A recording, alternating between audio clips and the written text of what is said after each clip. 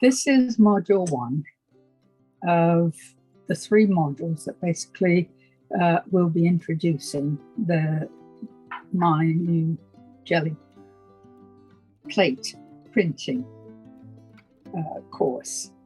But I'm trying to break it up into smaller units so that basically we can work on some things.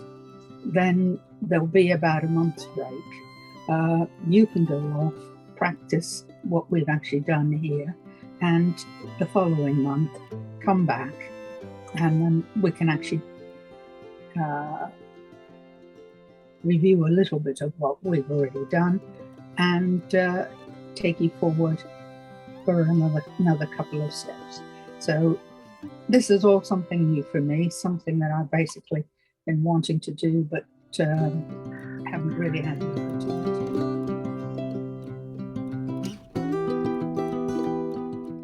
So here's a Gelli plate in its clamshell, which is how it comes packaged. All the Gelli plates come like that, and you keep the clamshell because that's basically the storage of the plate. So before you actually put out your plate, what you need to do is have an area marked on your tabletop where basically your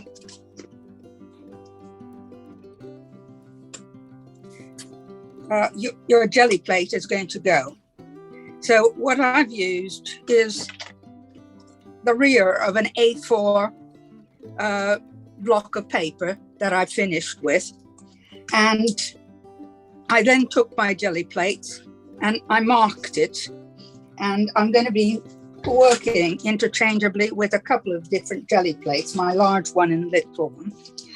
And this particular, once you put this template down, I recommend that basically you tape it down so that it doesn't actually move. Once you've got your template, then you get your Gelli plate, and basically the Gelli plate comes with a bit of plastic either side. Keep the bit of plastic because basically it's the protection of your plate, so it doesn't get finger marks or indents or anything else. So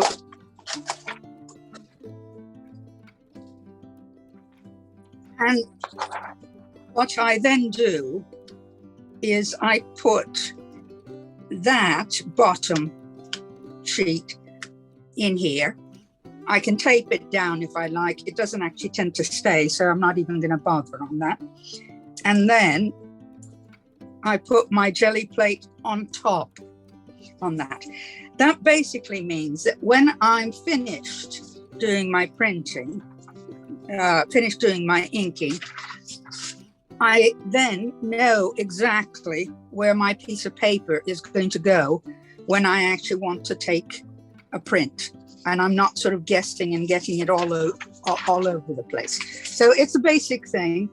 On the same thing, I've actually given a place for the smaller square so that also that's ready to go.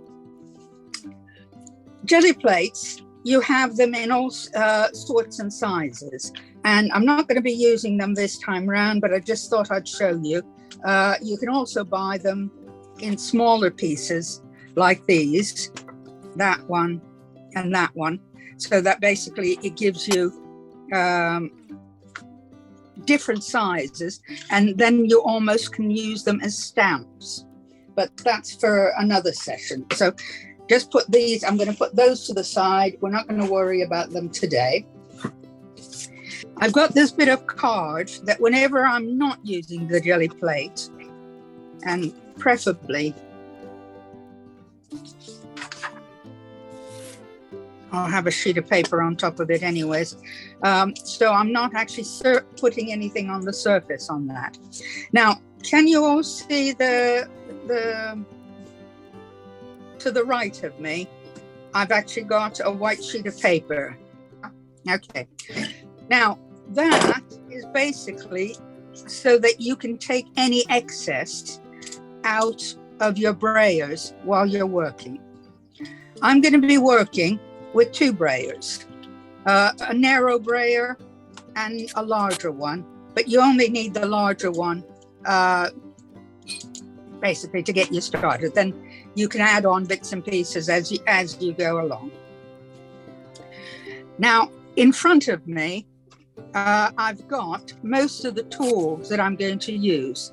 So in front of me, I've got cotton buds, which I use for clearing things out. In the same box, I've actually got little greeting cards, which I can use for clearing paint off. I've got a little container of stamps, which I'll talk about later on, which these are homemade stamps, and I'll show you other bought stamps, but they're kept fairly easy. I find that I collect loo rolls, but loo rolls are very useful for putting a whole bunch of stuff, including things to put texture on your plate. So in other words, I rolled, this is a piece of scrim from printmaking, which I've rolled around a loo roll and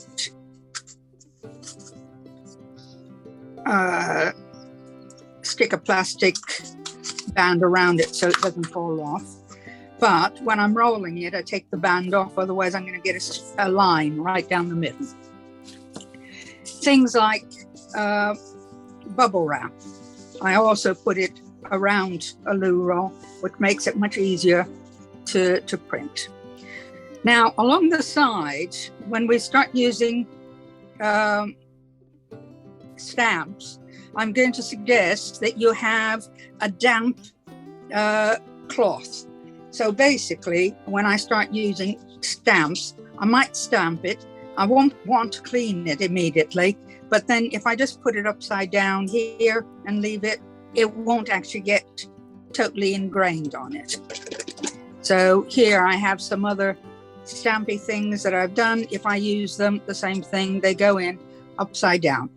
This is also something easy to make with a takeaway container. Just basically put some foam, cut it down to size, and just dampen it out every time you start working. In other words, it keeps your brayers fairly damp so that they can get a quick wipe. We'll talk about cleaning things a little bit later. Yes. Okay. All right. So this board is basically so that when I'm using it as a table, I'm not pressing on the jelly plate and basically damaging it. So now I'm going to take it off. Haven't used this sheet of paper, so I'll keep it there. Now, I'm going to work with golden. In actual fact, you can actually use different kinds of paint, and on another occasion, I'm going to talk about more what kind of paint you use for what. But the reason for using the open, and these come in a little pack of 5, or you can actually buy them in large tubes as well. So you don't need a lot. In fact, just today, we're only using 2 of these. And obviously, they're acrylic. You can mix them. So the thing about open is, having tested a whole bunch of paints, this is the one that stays wet for longer to allow me to do more things on the plate. And that's the only reason basically for suggesting that to do that. I'm going to work first of all. Now, you don't actually put very much. And you can see that basically all I'm doing is taking the stopper off and doing a couple of dabs with a little bit of pressure, and put the top back on again as soon as you can, because it gets dry very quickly. And then you're going to use your brayer, and the brayer, once it's dry, you can change colors with it, and I'll talk again a little bit further about using different brayers. But you can see that what I'm doing here is putting the ink, and just by rolling it back and forth, and the movement of the roller is down and up, down and up, down and up. So basically, even in whatever direction you're going, it's down and up. And you're looking to fill that it's too thin. You need to see through it. You're not really working with a thick layer. It's not as if you're actually doing an acrylic paint. We will get there, but that's going to be another method. So, for example, this one now, I put a little bit more because I thought it was a little bit translucent. There was a lot of holes in that.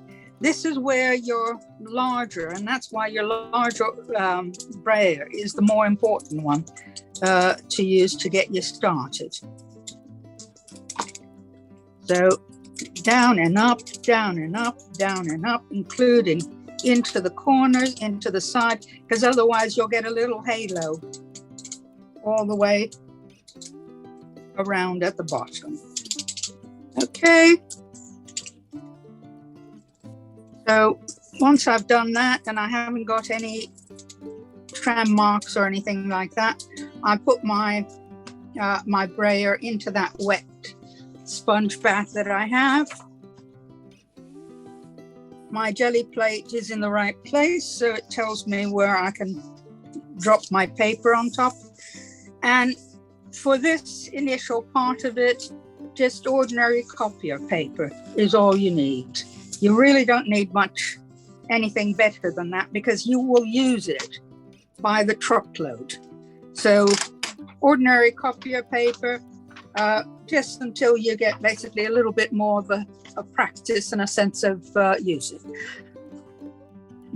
Because it's acrylic, it will dry very quickly. That my ghost prints are actually very useful for collages and other bits and pieces. So often my ghost print is actually done on a better sheet of paper, because that one I can then cut and glue onto another sheet of paper. And I've got translucent paper. This one's actually a little bit heavy body. It's a little bit too heavy body. In fact, I should have bought a slightly thinner one, but it will do. You can see through the translucent paper, and it gives you very nice. Now, we're going to use these afterwards for some of the moving paints around. Okay. Once that's done, if you've got a very thin coating of paint, just taking a baby wipe, you remove it. I'll talk to you about putting heavier coatings of paint on, but this will clean it.